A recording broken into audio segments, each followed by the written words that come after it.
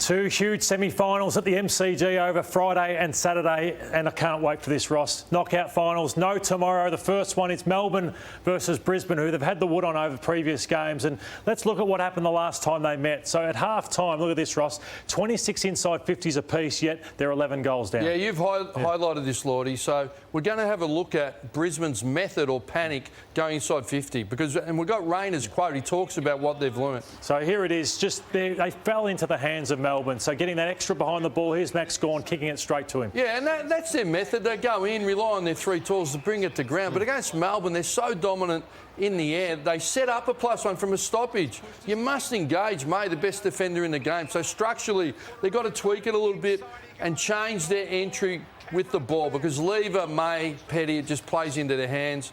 And as the numbers said, it was ineffective. 2 goals off 26 entries compared to Melbourne's 13. Yeah, Cam Rayner's spoken over the last 24 hours. And this is what he's had to say about learning from what the Sydney Swans did on Friday night.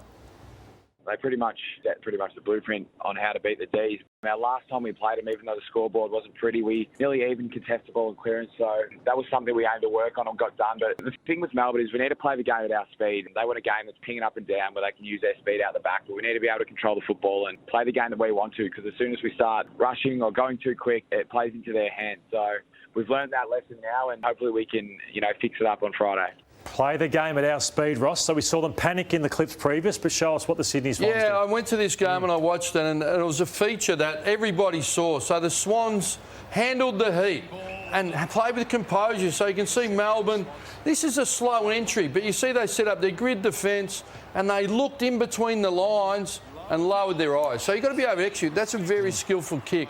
So you see Melbourne's frustration here, inside, but the overlap to break the bubble of defence. Melbourne are all positioning for the long kick in and straight line kick, but everyone talks about change the angles and look off the line, and there it is, the predictable, probably Miss Buddy, but it works out anyway because the Melbourne defence is disrupted. They play to straight line long entries, and we'll see another one here. And this is Don Pyke's influence. This is Adelaide when they went to a grand final. Get it in between, and here's the stand rule. The overlap run, and that was Gawn playing assertive. All of a sudden, he's disrupting his positioning, and there's Hickey with an easy mark. So they went on just to compose themselves on inside 50. And here's one out of a scrambled play. They get an outside player in space, and that's Stevens. Just steps back inside, and you can just see they want the long, straight entry in. Lower your eyes, it's like shelling peas. So that's what Rayner's talking about. That's the method. All things being equal, contested ball and entries, Brisbane can get that done. But as Kenny Higley would say, they've got to handle the heat. Can they handle the heat that the Swans handle? Yeah, great vision, Ross, that is. Charlie Cameron, I think after Lachie Neale, he's the most important player at the Brisbane Lions, and he's only been held goalless twice this year. He's kicked the goal in every other game, and it's the 2 games against Michael Hibberd, Ross. Yeah, and he's a physical player. Yeah. He's a big bull, Pig Hibberd. So he loves it. He gets after him and physical, try and take him to ground. Only times he hasn't scored a goal twice. Yeah. But if you look at this, where's the hunting territory? It's all deep. So he's playing in the Hibberd's hands. He's got wheels, Charlie. Come up the ground. Hibberd will probably hand him over. You get leg space. Don't play in the goal square. Come up, turn him around, use your speed, use all your tools. Yeah, spot on. I agree. He's got to get higher to avoid Hibberd wrestling him in the goal square. Lachie Neale, Richmond didn't put any time into him last week. They tried to play off him, have players do their thing. He had 39 disposals. Melbourne have held him pretty well twice. You just can't allow him this time. Yeah, look, Richmond, and that's the way they play, but they probably could have tightened up just at stoppage. You can work off him, but you don't want to give him the leg rope. If you give him that rope, he'll hang you, Lachie. So Melbourne previously, they've had Harms go to him, lock him down. But then the last one, Angus Brayshaw stopped him work off. I think they go with Brayshaw. If it's not working, go to Harms. And who are you tipping?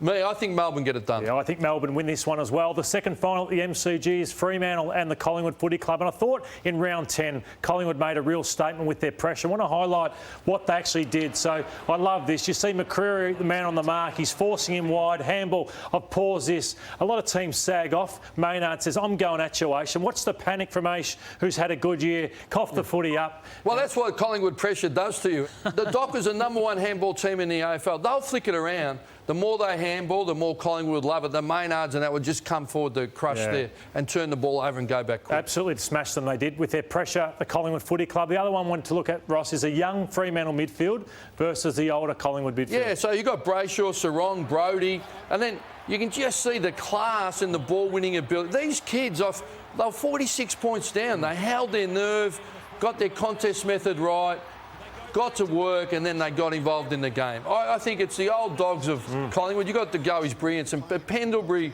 and Crisp are pros and hard work. But these kids, the exuberance, Darcy will have advantage in the ruck, and I think they've got a real advantage in the midfield. With Adams is a big loss. I think they can get it done. The Dockers inside. And that probably has to be the area, isn't it, where they do get a hold of Collingwood? That's their advantage. And then you top it up with Mundy and Aish. They're going to be around for a long time, and it's really exciting. I think they'll lift. And Andy Brayshaw, he'll lead this club, and he'll take them to a flag at some point. Is it this year? We don't know, but he'll stand up. The last point we want to highlight is the half-backs of Collingwood. So you have to be right on. So you have to bumper Burham, get in the way. So he paused this one. He takes the mark. Look at the two of them, Dacos and Noble Ross, ready to go. Well, transition. They're anticipating the intercept. They're off. They're off to the races, and they go. There's the stand mark again. And the pressure from Carlton was pretty good, but if you don't apply it, they're out and they will school. There's no better counterpunch team in the AFL. So for the Dockers, it's Witkowski, Schultz, Fredericks. We're going to have a look at the footage. They need to step up, and Longmuir talks about it all the time.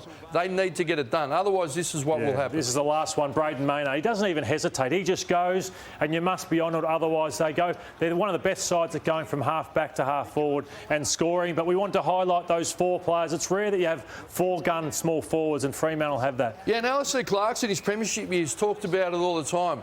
We've got small forwards like Rioli, and they've got him, the Dockers. That's Schultz, a physical player, really improved, dropped 7 kilos. And then you got Walters, my favourite. He's a star, he kicked 3-3, but he can apply the heat with the best of them. And then you're going to see Fredericks. There's Aish, but it's team defence, but it's the small forwards. If they get that, they can lock it in and they can put Collingwood under all sorts of pressure. So it just continues on. We've got numerous examples. Close the space, turn it over. That's front half football. Yeah, and the last one, Frederick, we all saw it last, but even Logue, Ross, is a big performer. Well, there's a super athlete. Have a look at these guys. They're in the half-forward flank. So he doesn't give up on the chase. You're never beaten. He comes from 15 metres away. There he is. He closes. And that's a match-winning goal in a big final. So they'll come over feeling bulletproof, to be truthful. I don't give them a chance at all, Ross. I think Collingwood will be far too strong, but you give them a chance. No, I give them a huge chance. I think the Dockers get it done. Sam? I think the Dockers get it done. Big tip. Do we from bury Ross. the lead there, Caro?